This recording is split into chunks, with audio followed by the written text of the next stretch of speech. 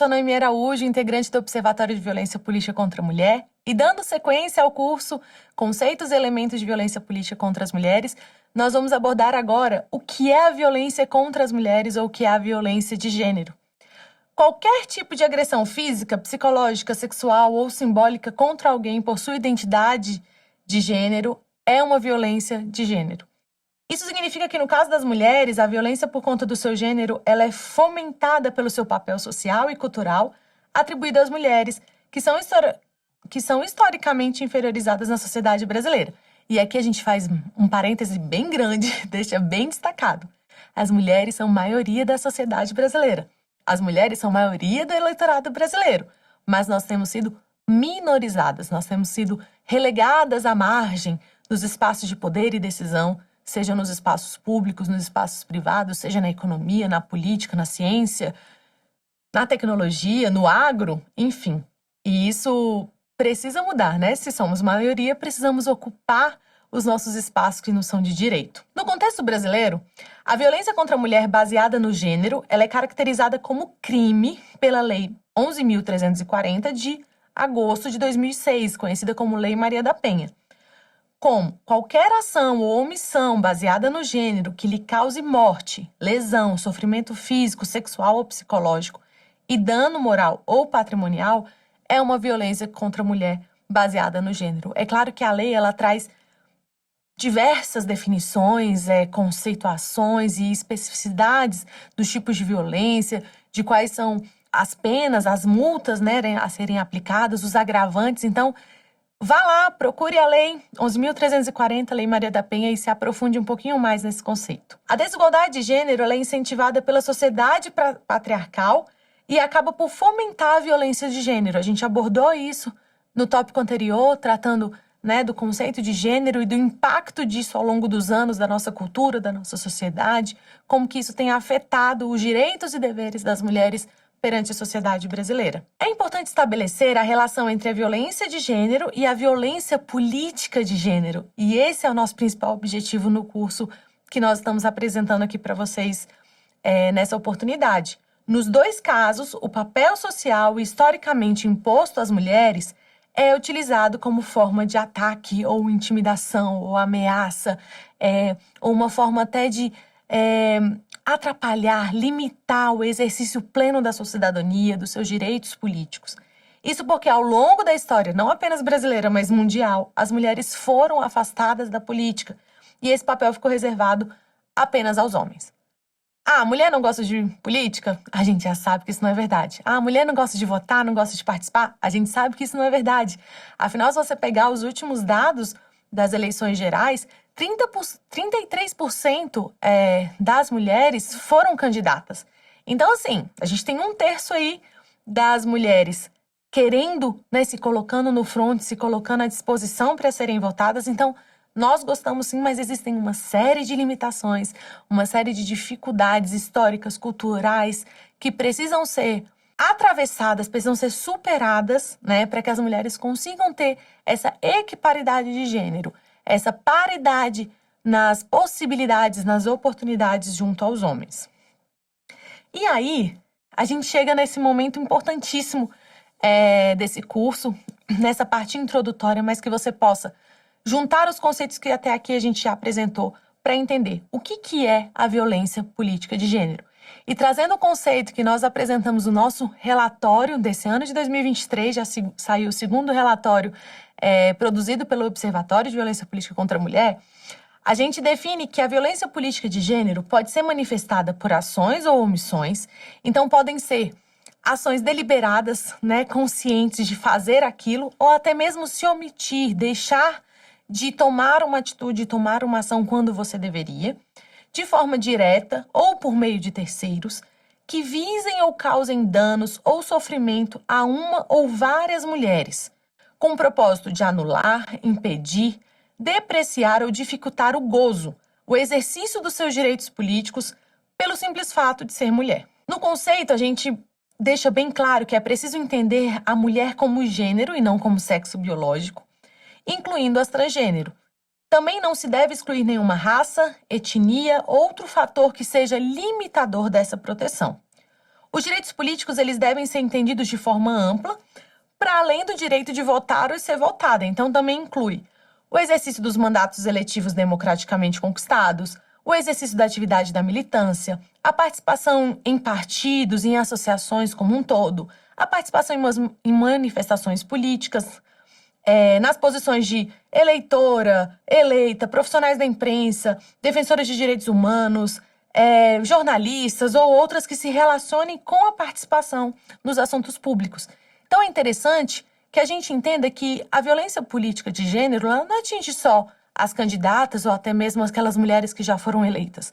Existe toda uma gama de mulheres ativistas, participantes e atuantes na vida pública, nos assuntos públicos, que precisam de proteção, que precisam ter essa defesa para que elas consigam exercer os seus direitos políticos de forma livre. Em 2021, nós tivemos algumas leis aprovadas pelo Congresso Nacional Brasileiro que tipificam como crime a violência política de gênero e a violência política de forma mais ampla. Isso foi, assim, um ganho, foi inédito. Se você pensar que demorou a gente chegar até 2021, né, o século 21, para a gente conseguir ter esse ganho definido na lei, ter essas definições, foi um início, foi uma conquista muito importante, mas que ainda está sendo aprimorada, que está sendo melhorada, né, a partir de outras proposições legislativas, de outras definições, e que a gente precisa entender e usar esses mecanismos ao nosso favor. Então, com as legislações aprovadas, significa que o agressor, que pode ser qualquer pessoa, pode ser denunciado criminalmente à Justiça, pelo Ministério Público, e responsabilizado pela violência que ele praticar. Caso condenado, o responsável, inclusive, pode ser preso. Você sabia disso? Então, em 2021, nós tivemos essa iniciativa, inovadora de trazer a conceituação do que é a violência política contra as mulheres. A Lei 14.192, ela inseriu o artigo 326B no Código Eleitoral para considerar crime com pena de 1 a 4 anos de prisão e multa, condutas de assédio, constrangimento, humilhação, perseguição ou ameaça, por qualquer meio, praticadas contra as mulheres com a finalidade de impedir ou dificultar a sua campanha eleitoral ou seu mandato eletivo. Então, é interessante destacar que está voltado para candidatas e para as mandatárias, né? Então, aquelas mulheres que exercem um mandato. Isso inclui qualquer ação que discrimine ou menospreze a condição de mulher, sua cor, raça ou etnia. Se o crime foi praticado contra gestante, mulher maior de 60 anos ou com deficiência, a pena é aumentada em 1/3. E a pena também será aumentada em 1/3 até a metade quando o crime for praticado na internet, em rede social ou por transmissão em tempo real. Gente, durante a pandemia, a gente teve tanto caso de violência política contra as mulheres nas lives, nas reuniões partidárias, em convenções. Eu creio que vocês sabem pelo menos de um caso ou até mesmo vivenciaram esse tipo de crime. A lei também proíbe propaganda eleitoral ou partidária que deprecie a condição de mulher ou estimule sua discriminação e obriga os partidos políticos a inserirem em seus estatutos sociais mecanismos de prevenção e combate à violência política de gênero. Então, foi um ganho expressivo trazer isso para a lei, trazer isso de fato consolidado para a legislação brasileira, que é um crime, o que já havia sendo praticado, o que vinha sendo praticado como violência política, mas a gente entende que tem um agravante. Isso tem se virado contra muito mais mulheres. Se vocês olharem nas redes sociais de algumas parlamentares em exercício, durante as suas campanhas, os seus tweets, o tanto de xingamentos, de ameaças que vão para essas mulheres, e quando a gente olha para os homens, os tipos de intimidações são completamente diferentes, ou são muito menos ameaçadoras, ou muito menos prejudiciais à sua saúde física e à sua saúde mental. Então, foi um ganho muito importante para a sociedade brasileira, para a sociedade civil organizada que se empenhou profundamente na produção dessa legislação, usando como base experiências internacionais que já estão consolidadas e que só têm a trazer benefícios e proteção para as mulheres brasileiras. E aí a gente também tem a Lei 14.197 de 2021, que trata dos crimes contra o Estado Democrático de Direito e inseriu o artigo 359-P no Código Penal. O dispositivo considera crime o ato de restringir, impedir ou dificultar com o emprego de violência física, sexual ou psicológica o exercício dos direitos políticos de qualquer pessoa, qualquer cidadão, em razão de seu sexo, raça, cor, etnia, religião ou procedência nacional. A pena varia de 3 a 6 anos de prisão e multa, além de sanção relativa à violência. Então, nós temos essas duas leis principais, uma prevista para as mandatárias e para as candidatas, trazendo vários tipos de violência, ameaças, enfim, pela internet também, ou físicas, e tem a Lei 14.197, que aí trata de qualquer pessoa, mas com a questão do agravante da violência. E detalhe, até novembro de 2022, foram mais de 110 procedimentos relacionados ao tema de violência política contra a mulher. Em 15 meses, a cada 30 dias, ocorreram 7 casos envolvendo comportamentos para humilhar, constranger, ameaçar ou prejudicar uma candidata ou mandatária em razão da sua condição de ser mulher. E aí você me pergunta, são as mesmas condições, são as mesmas oportunidades para homens e mulheres disputarem os espaços, as vagas, os cargos eletivos? Ah, é só querer? É só fazer? Será mesmo? Nós temos diversas dificuldades e limitações financeiras, sociais, culturais e inclusive físicas, né, de proteção à sua vida que as mulheres precisam enfrentar diariamente. E eu queria inclusive trazer aqui um destaque que, para além das mandatárias, para além das candidatas, nós presenciamos um aumento significativo de ameaças, de agressões físicas contra jornalistas nos últimos tempos, né? Teve um aumento de mais de 30%, que são mulheres que estão ali exercendo seus direitos políticos, exercendo a sua profissão, estão ali em ambientes, né, públicos, que envolvem ali questão política, partidária, e que muitas das vezes são confundidas por questões ideológicas, por questões partidárias, enfim, e acabam entrando nessa seara de caos, de violência, de crimes, e também a gente consegue colocá-las ali como vítimas dessa situação, mas as vítimas a gente vai falar num modo específico e não agora.